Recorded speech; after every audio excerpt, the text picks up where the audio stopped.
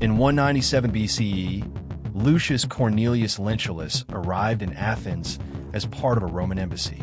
He wasn't there to study. He was there to negotiate and, if needed, to pressure.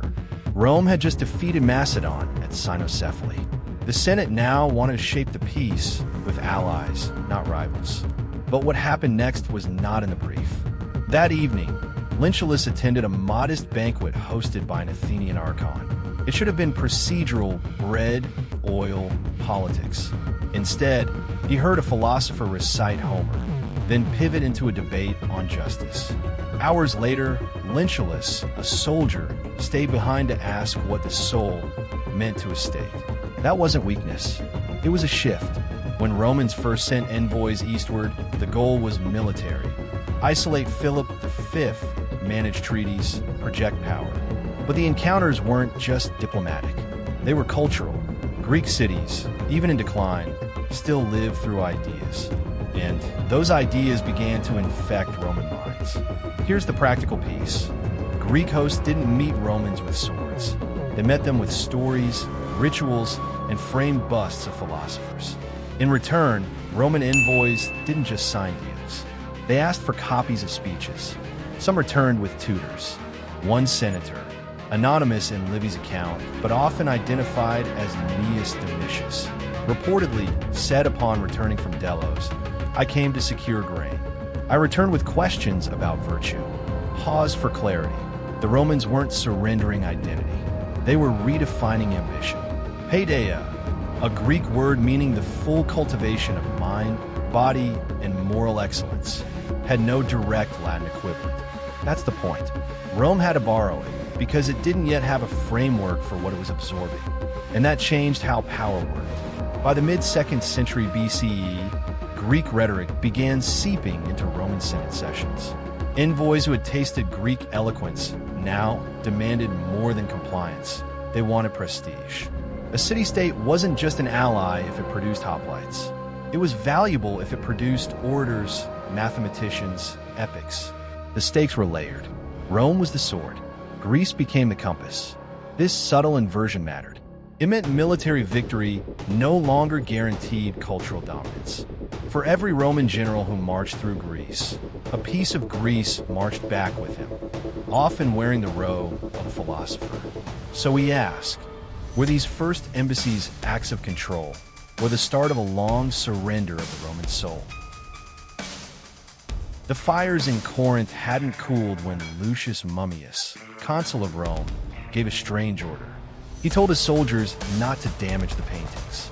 He didn't know their names, but he sensed they meant something. It was 146 BCE.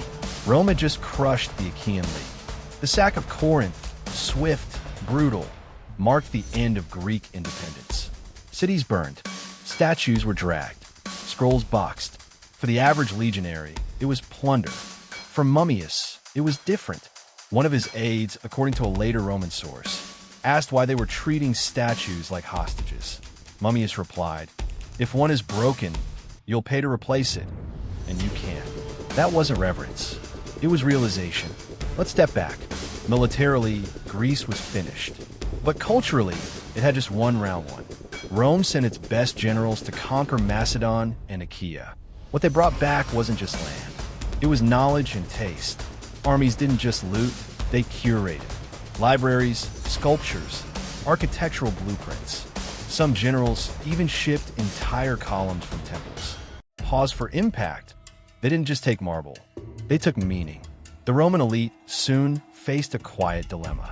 How to display dominance without appearing provincial? The answer stood in their atriums, busts of Plato beside trophies of war. What was at stake here wasn't decor. It was legitimacy. By the late 2nd century BCE, homes of patricians like Scipio Aemilianus resembled miniature academies. He wasn't alone. Many adopted Greek advisors, not just for military counsel, but for moral guidance. The idea was subtle but powerful. To rule others, you had to appear wise. And wisdom in the Mediterranean still spoke Greek. The paradox deepened. Romans despised Greek softness and rhetoric, and yet couldn't resist quoting it. They mocked Greek drama, then built theaters in its image. They took cities, but let those cities remake their minds. Strategically, the loot from Corinth changed more than Rome's skyline. It changed Rome's self-image. Because once you conquer the teacher and bring home his books, you either pretend you don't read them or you become his student. Rome chose both, and that tension would only grow. In the home of Marcus Aemilius Lepidus, a general who once laid siege to rebellious Iberian towns, the household was quiet, not with discipline, with recitation. In one corner, his son repeated verses from Plato's dialogues. The man overseeing it wasn't Roman. He was Greek, a former slave turned pedagogue. That scene, by mid-2nd century BCE, was no longer unusual. In fact, it was expected. For the Roman elite, military success still defined glory. But how one raised their children was now the new measure of status. And in that arena, Greek tutors were winning. Let's pause and name it. This was cultural submission voluntarily adopted. Paideia, the Greek ideal of holistic education, offered something the Roman mos maiorum, ancestral custom, didn't fully cover. Not just obedience, but refinement. Not just law, but logic. It wasn't about replacing Roman values. It was about elevating them in the eyes of an increasingly cosmopolitan world. The logic was simple. If Rome ruled many peoples, then its rulers had to look and think above their own village mindset. A tutor who could quote Heraclitus or argue Stoicism became not a luxury, but a requirement. This shift wasn't free of tension. Cato the Elder famously raged against the influence of Greek philosophers. He saw them as effeminate, corrosive. But even he, the loudest defender of Latin virtue, couldn't stop the wave. His own grandson was educated in Greek rhetoric. One letter from a Roman matron, preserved fragmentarily by later sources, described her son's tutor as more valuable than 3 centurions. For he guards not the gate, but the soul. Here lies the dilemma. In raising the next generation, Romans began importing the very ideals they claimed to dominate. And what was at stake was nothing less than the future character of Rome's leadership. By 100 BCE, most future consuls have been shaped, not just trained, by Greek minds. Their Latin speeches carried echoes of Aristotle. Their decisions, especially in crisis, reflected debates first written in Athens. This wasn't superficial. It redefined command, because once a Roman general learned to ask why, not just how, the sword no longer answered every question.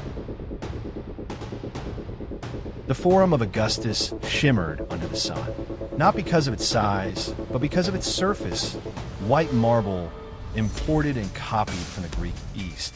I found Rome a city of brick, Augustus would later boast, and left it a city of marble. That wasn't construction. That was messaging. At the turn of the 1st century BCE, Rome stood victorious, yet insecure. It had grown fast. Civil wars, assassinations, shifting alliances. What Augustus needed wasn't just obedience. He needed belief, and he found it in aesthetics. Let's pause here. This wasn't vanity. It was policy. Greek architecture offered more than columns. It offered gravitas. In adopting the symmetry, proportion, and theatrical grandeur of Athens, Augustus wasn't honoring Greece. He was absorbing its symbolic power. One of his architects, Vitruvius, wrote manuals on ideal design. Behind the geometry was strategy.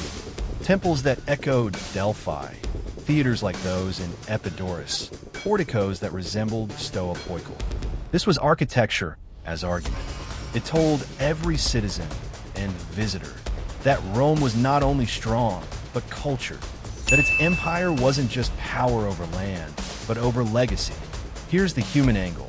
Gaius, a mid-level bureaucrat from Hispania, stood before the newly built temple of Mars altar. He'd never seen such harmony. In a letter home, cited in a later compilation, he described it as a place that makes war look noble. He wasn't alone. Many provincials felt awe. An off-stabilized empire. The stakes were tactical.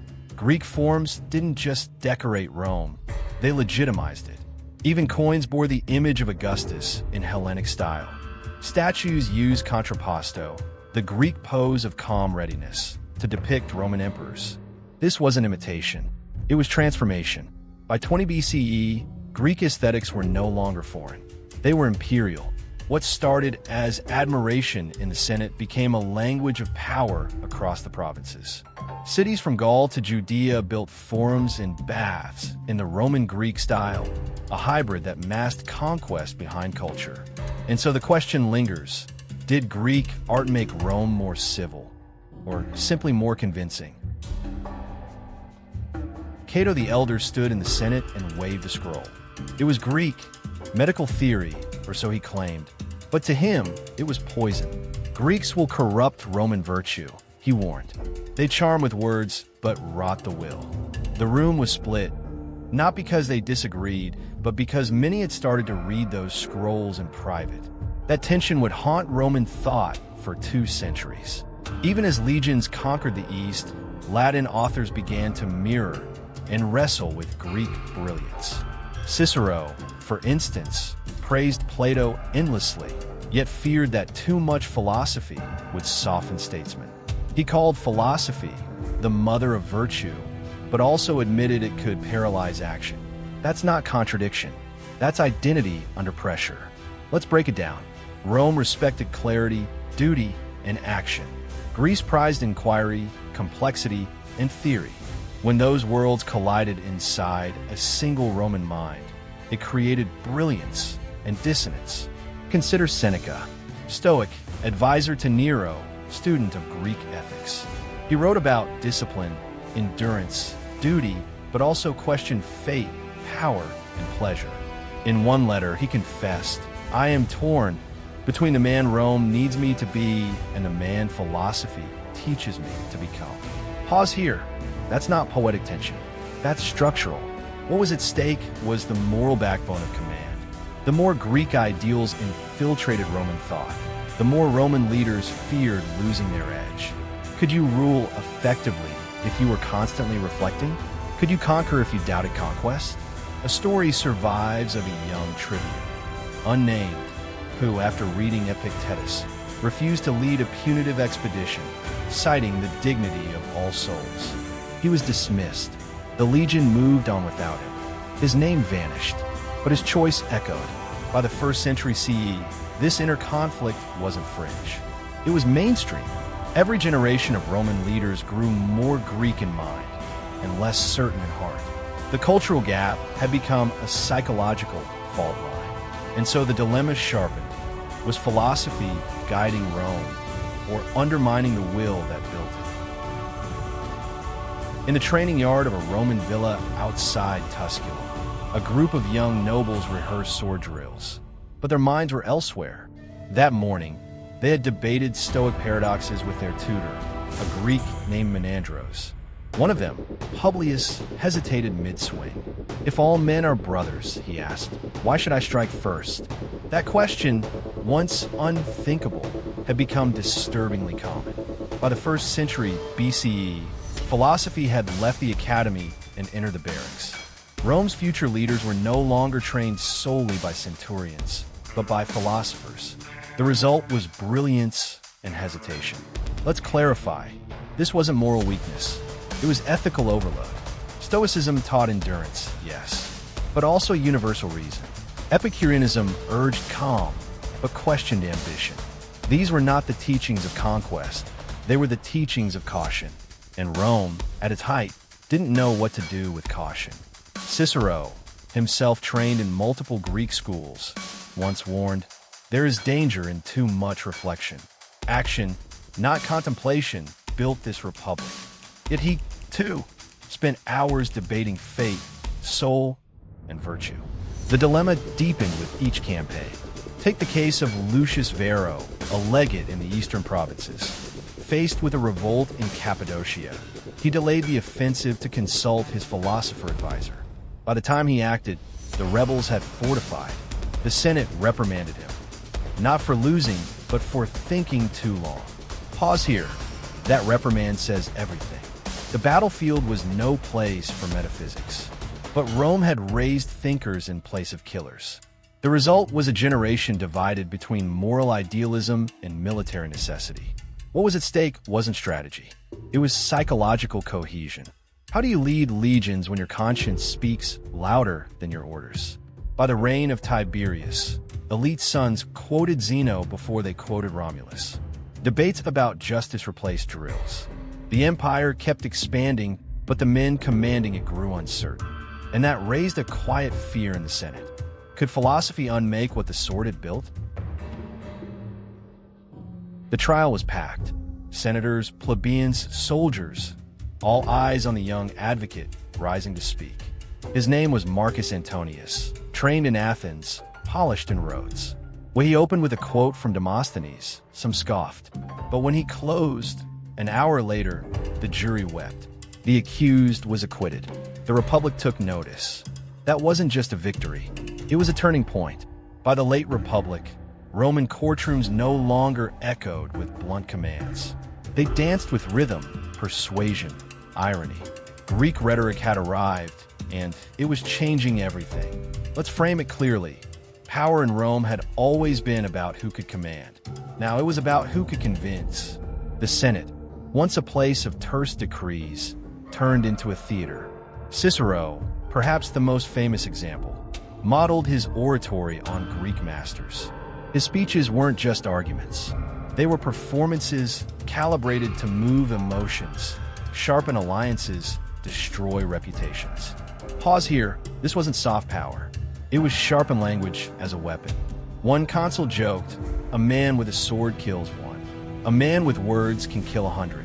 What was at stake was control over the Republic's narrative. The shift was deep. Young aristocrats no longer trained just with arms and horses. They were sent to Rhodes, to Athens, to study under readers. Learning to speak well, in the Greek style, became essential to rising in Roman politics. There's a letter from a governor in Gaul who confessed, "I lost the vote before I entered the hall. My accent betrayed me. They knew I had no Greek tutor." The cultural line had become a political filter, but the impact was double-edged. Eloquence elevated debate, but also blurred it. Sincerity was harder to judge. Intent could be masked. Some feared that the Republic was turning into a stage where truth bowed to applause. By 50 BCE, rhetoric was no longer an art. It was a necessity, and that left a silent risk. When power is decided by performance, what happens to principle? In the siege of Syracuse, a Roman officer named Quintus paced beside a battered catapult. It had failed again. He cursed, not the machine, but the absence of the man who once commanded it, Archimedes. The city had fallen, but the cost was high. Rome had killed its best engineer. That irony wasn't lost on future generals. By the 2nd century BCE, Rome understood a new truth. To win wars, it needed more than discipline. It needed ideas, and those often came with a Greek accent. Let's get specific. Polybios, a Greek noble taken as a hostage, became an advisor to Scipio Aemilianus. He wasn't just a scholar.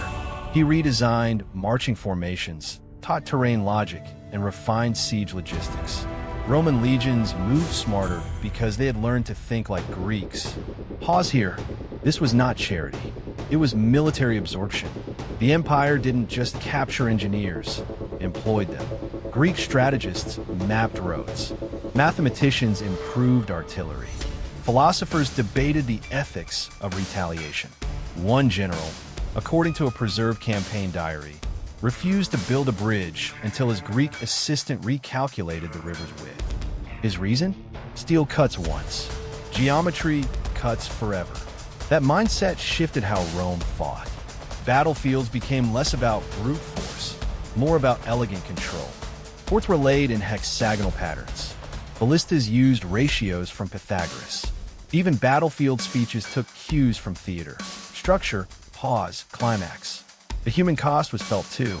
A Roman tribune named Sextus, wounded during a campaign in Bithynia, wrote, "Our swords grow dull, but our minds sharpen.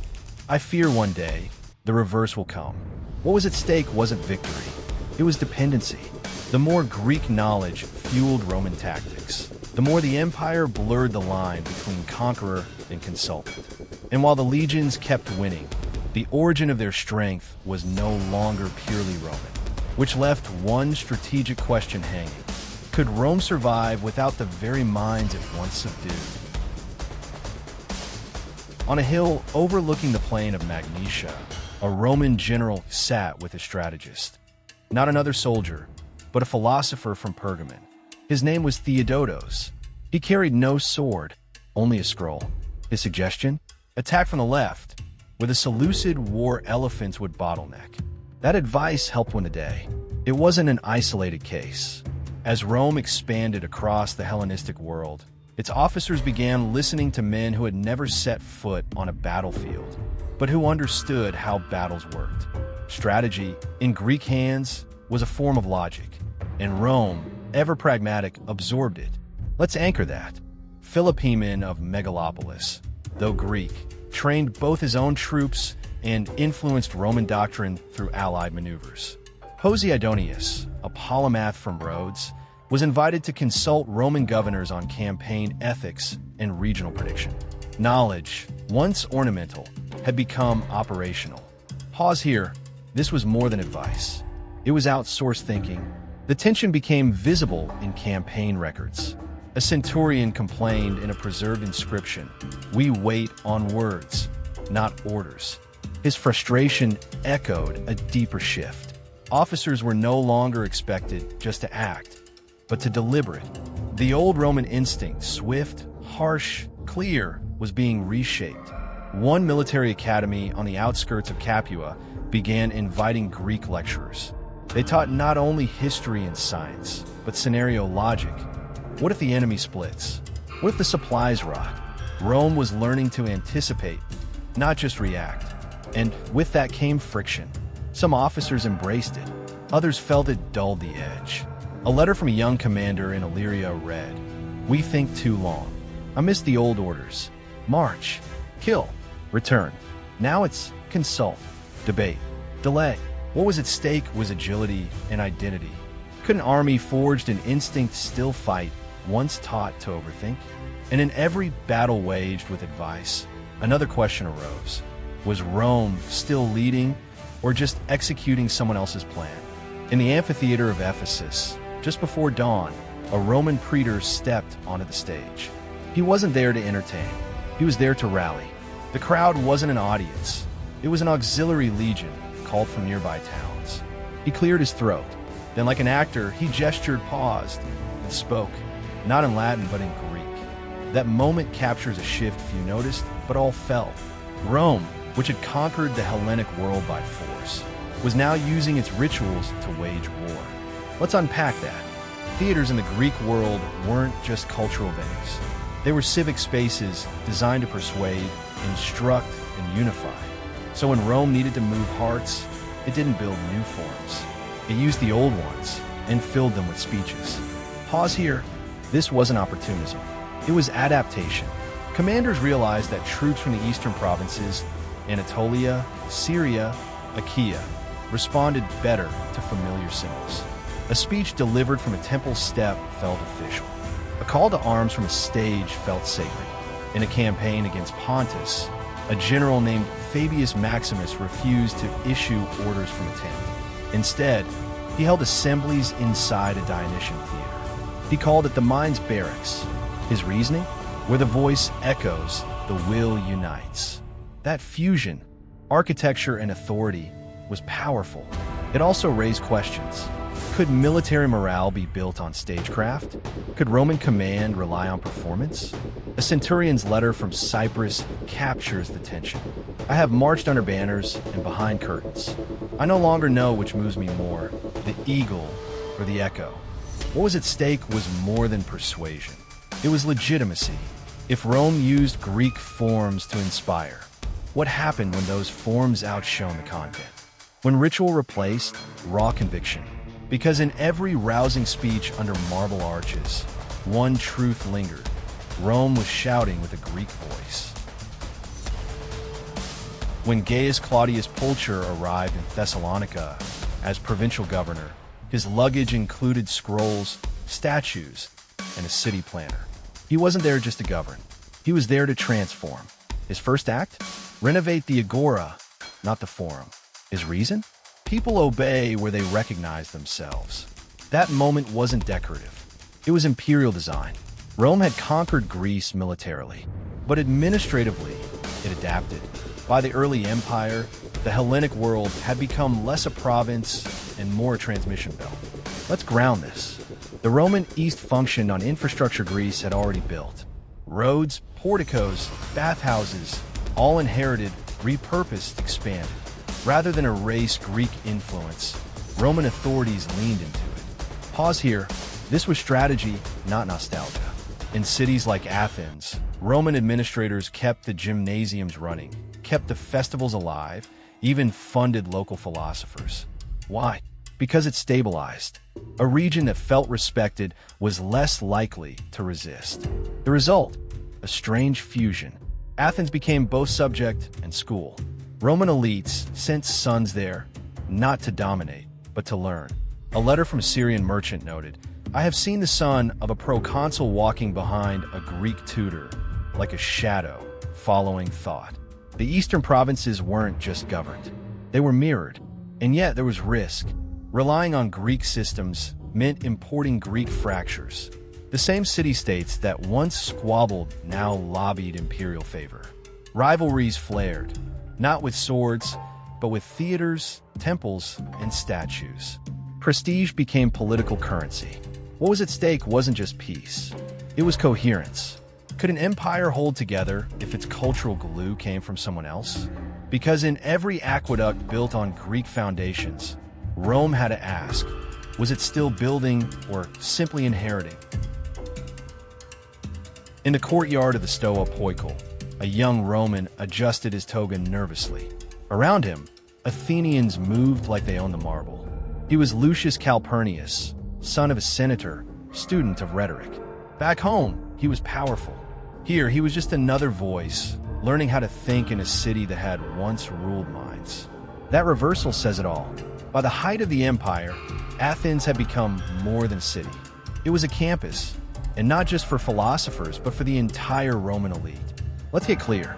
Education in Rome was rooted in power. But prestige? That came from the East. Athenian schools taught more than logic. They taught presence, to speak with rhythm, to argue like Socrates, to lead like Pericles. Those who passed through them didn't just graduate, they emerged marked. Pause here. This wasn't flattery. It was credentialing. An imperial administrator in Egypt once wrote, "He studied in Athens. I trust his judgment." That sentence carried weight. It meant refinement, discipline, and, more quietly, alignment with the empire's aesthetic. Because Greek education wasn't just intellectual. It was imperial glue.